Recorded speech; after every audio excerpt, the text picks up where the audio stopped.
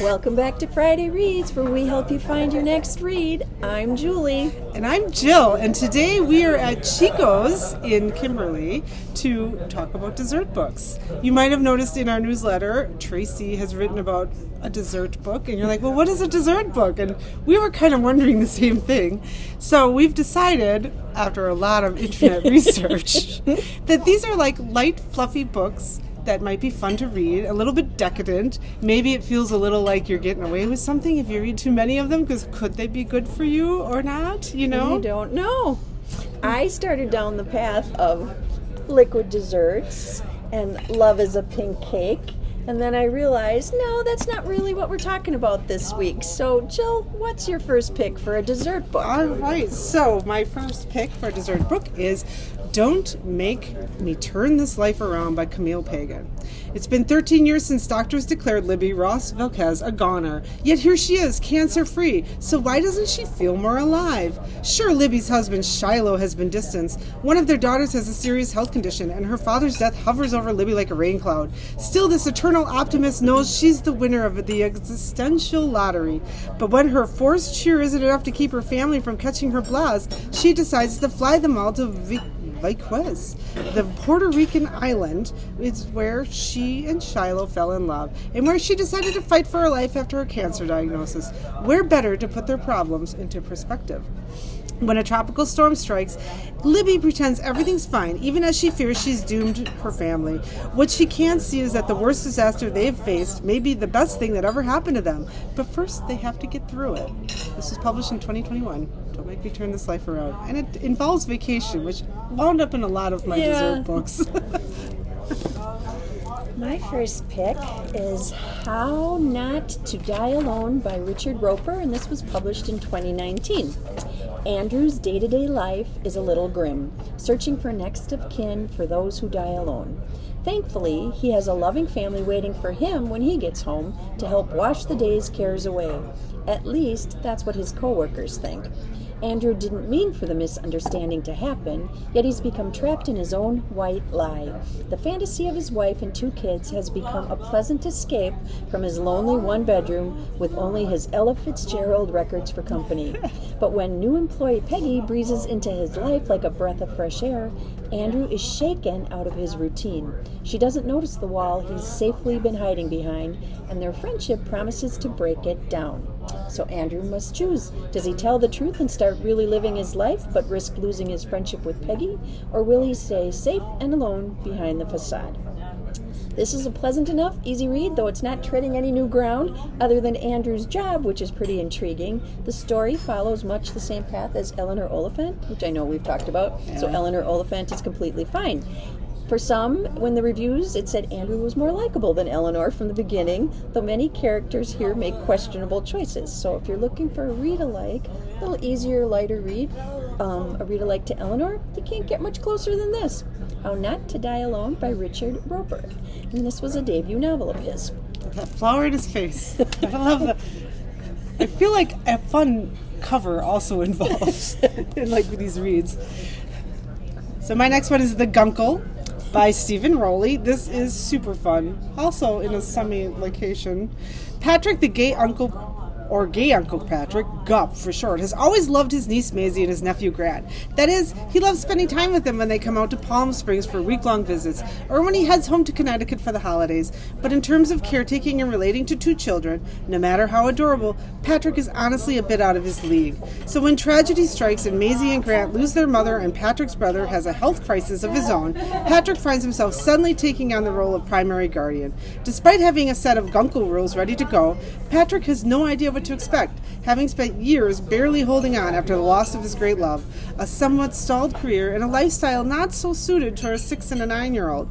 Quickly realizing that parenting, even if temporary, isn't solved by treats and jokes, Patrick's eyes are open to a new sense of responsibility, and the realization that sometimes even being larger than life means you're unfailingly human. That sounds like a really serious, but it's not. He's a gunko, and he has fun, and they're on Palm Beach, and it looks like that, and they got even a dog, and it's fun, and it's a dessert. There you go. Sure. My second pick is A Star is Bored by Byron Lane, published in 2020. A hilarious, heartfelt novel about living life at full force and discovering family when you least expect it, influenced in part by the author's time as Carrie Fisher's beloved assistant. This said, this would be a fun audiobook filled with snark and Hollywood absurdities. It's fiction, but a great choice if you love a good tell-all.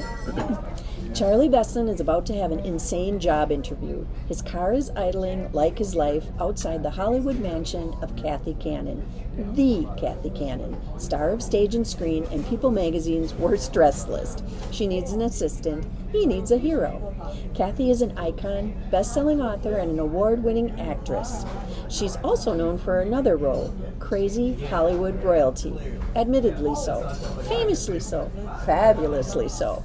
Charlie gets the job and embarks on an odyssey filled with late-night shopping sprees, last-minute trips to see the Aurora Borealis, and an initiation to that most sacred of Hollywood tribes, the personal assistant. But Kathy becomes much more than a boss, and as their friendship grows, Charlie must make a choice. Will he always be on the sidelines of life, assisting the great forces that be, or can he step into his own leading role? Was described as laugh-out-loud funny and searingly poignant. A Star is Bored is a novel, like the star at its center, enchanting and joyous, heartbreaking and hopeful. So, if you want a little Hollywood and a little snark, check out A Star is Bored. That one looks fun. So my next one is by the author of Dumplin', which I think is a young adult novel, and very fun, and sounds like dessert, but isn't dessert. This one is If the Shoe Fits by Julie Murphy. This was published in 2021. After having just graduated with a degree in shoe design and trying to get her feet on the ground, Cindy is working for her stepmother, who happens to be the executive producer of America's favorite reality show, Before Midnight. When a spot on the show needs filling ASAP, Cindy volunteers, hoping it might help jumpstart her fashion career, or at least give her something to do while her peers land jobs in the world of high fashion. Turns out being the only plus-size woman on a reality dating competition makes a splash, and soon Cindy becomes a body positivity icon for women everywhere. What she doesn't expect? That she just may find inspiration and love in the process. Ultimately, Cindy learns that if a shoe doesn't fit, maybe it's time to design your own. Cute. If the shoe fits. My next pick is Vinegar Girl by Ann Tyler. This was published in 2016. Kate Batista feels stuck. How did she end up running house and home for her eccentric scientist father and uppity, pretty young sister Bunny? Plus, she's always in trouble at work. Her preschool charges adore her, but their parents don't always appreciate her unusual opinions and forthright manner. Dr. Batista has other problems. After years out in the academic wilderness, he's on the verge of a breakthrough. His research could help millions. There's only one problem. His brilliant lab assistant is about to be deported, and without, all would be lost. When Dr. Batista cooks up an outrageous plan that will enable his lab assistant to stay in the country, he's relying, as usual, on Kate to help him.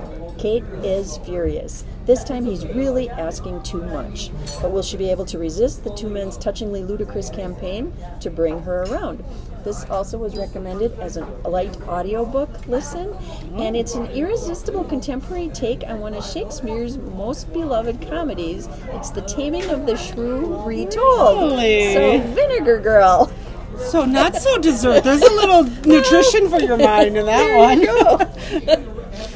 All right, but my next one kind of is fitting for our setting here in the diner. Before the Coffee Gets Cold by Toshikazu Kawaguchi. What would you change if you could go back in time? In a small back alley in Tokyo, there is a cafe that has been serving carefully brewed coffee for more than 100 years. But this coffee shop offers its customers a unique experience, the chance to travel back in time.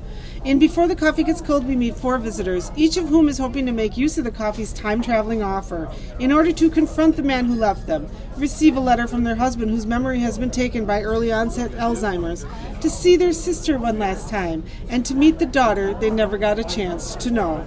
But the journey into the past does not come without risks. Customers must sit in a particular seat. They cannot leave the cafe. And finally, they must return to the present before the coffee gets cold.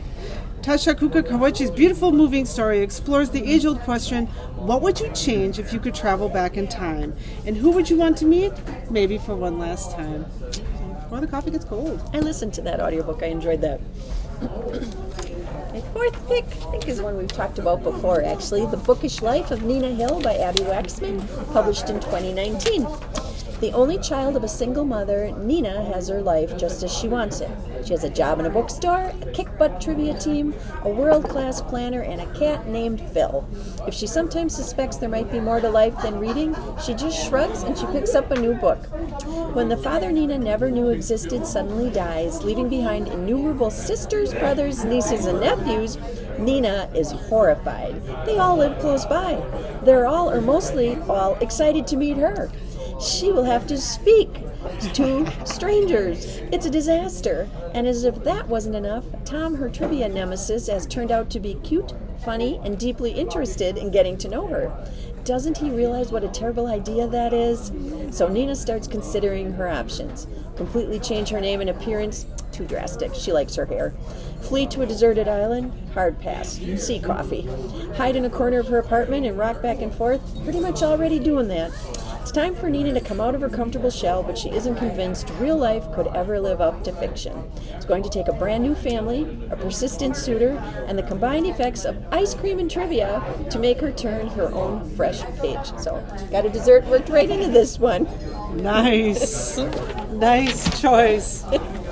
My last one today is The Candid Life of Meena Dave by Namrata Patel. This was published in 2022. Meena Dave is a photojournalist and a nomad. She has no family, no permanent address, and no long-term attachments, preferring to observe the world at a distance through the lens of her camera. But Meena's solitary life is turned upside down when she unexpectedly inherits an apartment in a Victorian brownstone in historic Back Bay, Boston. She moves in and tries to sort out what she should do, stay or sell. Things change drastically when she learns about her past from neighbors and finds out clues while cleaning this apartment. Though Meena's impulse is to sell and keep it moving, she decides to use her journalistic instinct to follow the story that landed her in the home of a stranger. It's a mystery that comes with a series of hidden clues, a trio of meddling Indian aunties, and a handsome next-door neighbor.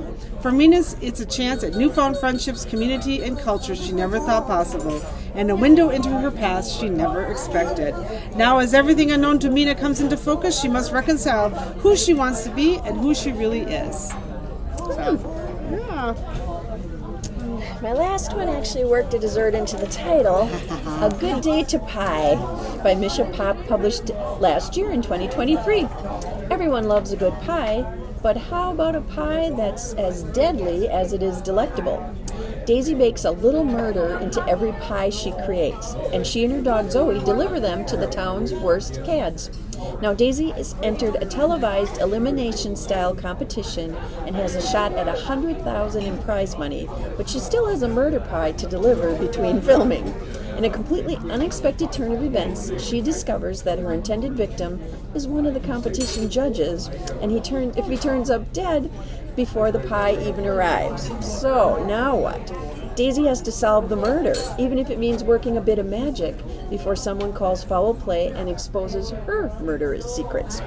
For anyone who's ever fantasized about the world of competitive baking, a la the Great British Bake Off, or has ever dreamed of getting back at that guy who wronged them years ago, this author's culinary cozy series is as alluring as a perfectly baked pie. This edgy yet utterly charming novel takes the idea of a dessert to die for to a whole new level. A good day to pie. Well, we hope we helped you find something to read if you're looking for a little dessert for your mind. And if you're looking for some real dessert, they have some good pies looking here. We're going to be ordering the pie as soon as we finish this film. And we thank you for watching. Find our videos on our Facebook channel, the YouTube channel, the Kimberly Public Library website. We thank Chico's for letting us take over a booth this morning and film in their restaurant. And until next time, we thank you for watching. Bye.